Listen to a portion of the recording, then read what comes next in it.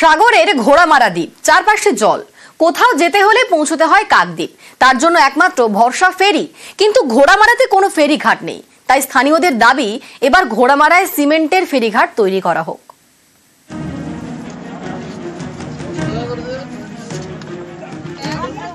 সাগরের ঘোড়ামারা দ্বীপ, চারপাশে জলের মাঝে ছোট্ট একটি দ্বীপ। ঘোড়ামারা থেকে সরাসরি কোথাও যাওয়া যায় না, প্রথমে যেতে হয় কাকদ্বীপ, সেখান থেকে অন্যত্র। এই কাকদ্বীপ যেতে ভরসা ফেরি।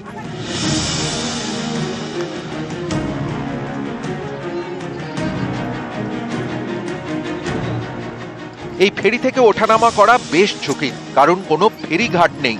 কাঠের পাটাতন পেতে ওঠানামা করতে হয়, পা ফসকালেই সোজা নদীতে।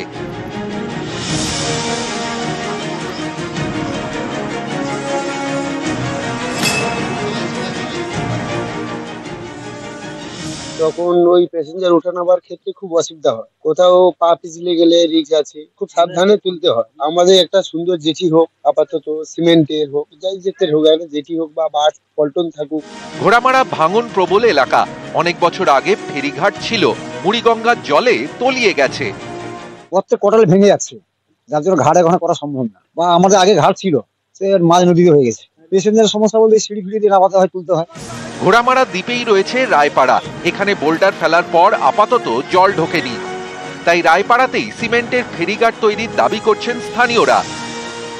ভাঙন প্রবণতা ঘাট করতে বারবার বাধার সৃষ্টি করে চলেছে, কিন্তু রায়পুরে একটা চড়া পড়েছে, ওখানে সাধারণ মানুষও দাবি করছে। তা সেটা মাথায় রেখে আমরা আগামী দিনে ওখানে কি পরিকল্পনা করা যায় সে ব্যাপারে ব্যবস্থা নেব। কাকদ্বীপ থেকে বিশ্বজিৎ হালদার, নিউজ 18 বাংলা।